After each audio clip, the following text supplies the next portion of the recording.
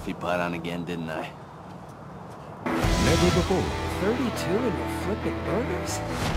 Is anyone else from our graduating class back there? Had so many. Done so little. Sometimes I wish I did a little more with my life instead of hanging out in front of places. Maybe be an astronaut.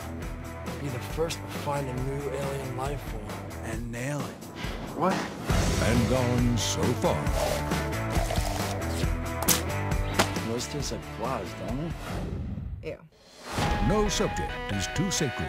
Those Hobbit movies were boring as hell. Say what you will about Jesus, but leave the rings out of this. No moment is too personal. I think there's something going on between you two. We had sex one night after work a few weeks ago. What? Where? Here, on the prep station. Oh, that was just wrong. No dream is too big. We are gonna peep something we've been talking about since we saw Bachelor Party when we were 12.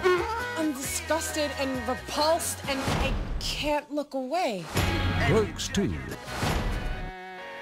Now that was a trailer.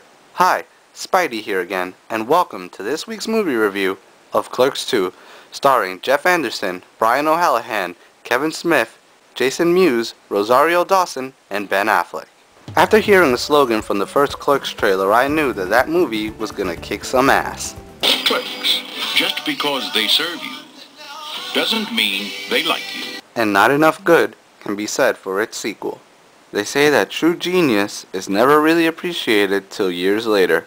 Take Edgar Allan Poe for example. Him and his work was never really appreciated on the scale that it is now during his time, and it's almost impossible to go to any classroom or anywhere and mention his name or the poem The Raven and have someone not know what it is. The same can be said for Kevin Smith and his work. Clerks 2 is a relatable joyride from beginning to end. By that, I mean that the majority of people who see this movie should be able to relate to certain aspects of the movie, if not the whole thing. At one point or another, a lot of us have had jobs that we didn't like. And on top of that, a lot of us have had to deal with stupid customers from time to time. Another aspect of the movie that makes it so great is its dialogue. Kevin Smith has always been a dialogue-heavy writer, and it shows in all of his movies.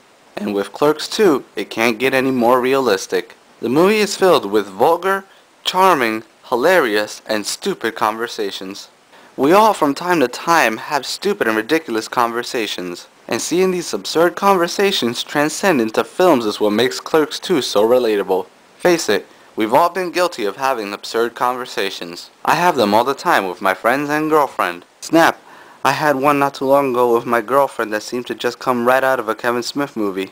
We were talking about the social awkwardness that people have when they go to public bathrooms and how funny it is that two people who both need to take a dump will literally sit there in the bathroom stalls and race against each other to see who can outlast one another until the other person leaves so the other person that's left in the bathroom can take a dump in peace. There was more to that conversation, but I think you get the point. We all have those type of conversations, and seeing that in a movie makes it feel as if somebody took a camera and was following you around and used that to make a movie. It makes it that much more relatable and fun. Dialogue in the movie is heavy and great, and this movie is filled with so many jokes and puns that you literally cannot watch the movie once and catch everything. This is one of those flicks that you have to see multiple times just to catch up on jokes that you missed. The cast in this movie have great chemistry and make this flick not only charming but vulgar at the same time. Jay and Silent Bob are always a plus, and Rosario Dawson is destined to win an Oscar. In the end, the only bad thing that I could say about this movie is that it had to end. Clerks 2 gets an enjoyable 10 out of 10.